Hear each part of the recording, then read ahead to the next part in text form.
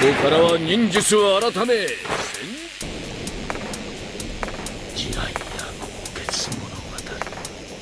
Today, we're paying tribute.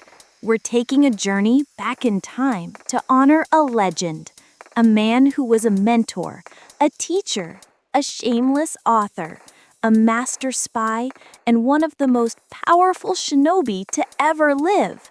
A man whose death left a hole in our hearts that has never truly healed. We're talking, of course, about the gallant Jiraiya, the Toad Sage of Mount Myoboku. We think we know his story. We watched him train the 4th Hokage. We saw him guide the Child of Prophecy. But what if I told you his story didn't begin in the mind of Masashi Kishimoto? What if I told you that the legend of Jiraiya, in all its toad-riding Pervy Sage glory, is actually a story that has been told in Japan for over 200 years? All right, gather around the campfire, because today we are diving deep into the tale of Jiraiya the Gallant, a real-life ninja folktale from the Edo period.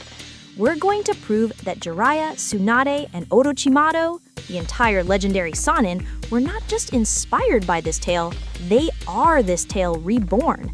This is the secret origin of a legend you never knew.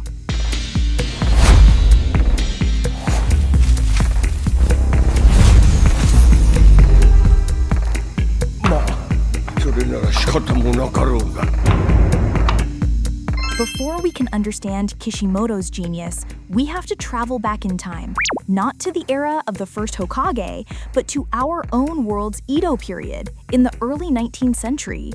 This was a time of immense cultural boom in Japan. Kabuki theater was the blockbuster entertainment of the day, and woodblock prints, or ukiyo-e, were the comic books. It was in this environment that a serialized novel called Jiraiya Gochet's Monogatari, or The Tale of Jiraiya the Gallant, became a massive hit. The story's hero was a ninja named Jiraiya. He was a noble rogue, a sort of ninja Robin Hood from a powerful clan who was forced into hiding. He was a master of shape-shifting, but his most famous and powerful ability was his mastery of toad magic. He learned this incredible power from a hermit who lived on a mystical mountain inhabited by giant, sentient toads. Sounding familiar? The original Jiraiya was a hero of the people. He was brave, powerful, a little bit of a troublemaker, and he rode a giant toad into battle. He became an icon, a staple of kabuki plays and countless pieces of art. He was, for all intents and purposes, the original toad-riding ninja warrior of Japanese pop culture. Kishimoto didn't just stumble upon a cool name. He reached back 200 years and plucked a ready-made legend from the pages of history. Okay, so the hero's name and his toad magic are a direct lift. That's cool. But this is where it goes from a neat Easter egg to a work of pure genius, because the folktale wasn't just about Jiraiya. As the story unfolds, it introduces two other crucial characters. First, there is Tsunade, a beautiful and powerful young woman who is a master of slug magic. She could summon a giant slug, and her magic was often associated with healing and restoration. And then there was Jiraiya's arch-nemesis, his former friend and fellow disciple, Orochimaru. Orochimaru became obsessed with and was eventually corrupted by snake magic. He could summon a giant serpent and became a force of evil that Jiraiya had to constantly battle. Are you kidding me? It's all there! The entire legendary Sannin, the three-way relationship that defined an entire generation of shinobi in Konoha, was laid out perfectly in a 200-year-old fairy tale. Kishimoto didn't just borrow one character, he lifted the entire mythological trinity.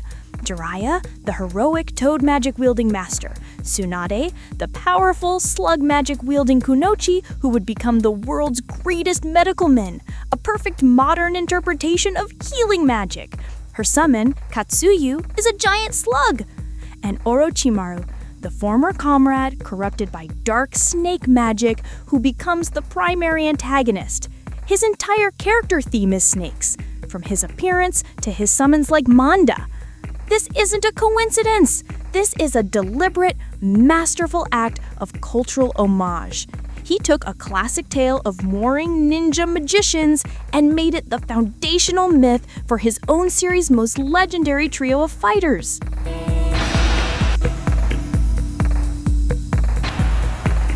Okay, if you still have even a single shred of doubt that this was intentional, this next part will completely vaporize it. In the original Japanese folktale, the relationship between these three characters was defined by a concept known as sansukami, which translates to a three-way deadlock or a stalemate among three rivals. It's the ultimate game of rock, paper, scissors. In the legend, their animal magics created a perfect loop of strengths and weaknesses. The snake, Orochimaru, could defeat the toad, Jiraiya, by eating it. The toad, Jiraiya, could defeat the slug, Tsunade, by eating it. And the slug, Tsunade, could defeat the snake, Orochimaru, because the slug's slime could dissolve the snake. It was a perfect, unbreakable triangle of power where no single one could ever truly dominate the other two. Now, think back to the legendary fight in the original Naruto series, the battle between the three Sannin. What is the climax of that fight? Jiraiya summons Gamabunta, Tsunade summons Kutsuyu, Orochimaru summons Manda. The three giant beasts face off in a perfect three-way deadlock. It is the most literal, direct, and beautiful homage to the original 200-year-old folktale imaginable. Kishimoto didn't just borrow the characters, he borrowed their entire power dynamic, the very mythological law that governed their relationship, and he animated it in one of the most iconic battles in anime history. So, what does this all mean? It means that when we mourn for Jiraiya, we're not just mourning for a manga character.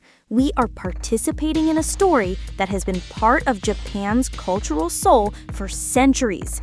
Kishimoto, in his genius, gave us the next chapter. He took the gallant toad ninja, the slug princess, and the snake villain, and he gave them new life. He gave them depth, tragedy, and a legacy that would shape the entire world. He showed us their childhood friendship, their painful separation during a great war, and their tragic final confrontations. He made the heroic Jiraiya a lovable, goofy pervert with a heart of gold. He made the slug princess Tsunade a leader crippled by loss who had to find her strength again. And he made the snake villain Orochimaru a complex figure obsessed with immortality. He didn't just retell the story, he deepened it, humanized it, and passed it on to a new global generation. This is what makes Naruto feel so timeless. It's a story built on the foundation of other great stories, a modern myth with ancient roots.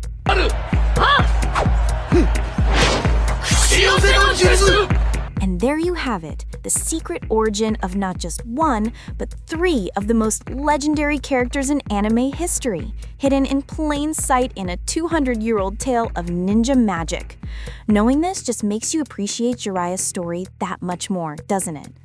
So what do you think? Does knowing the folklore behind the Sannin change how you see them? I need you to go off in the comments below. Let's discuss this legendary connection. If you enjoyed this deep dive into anime history, please hit that like button to pay tribute to the Pervy Sage.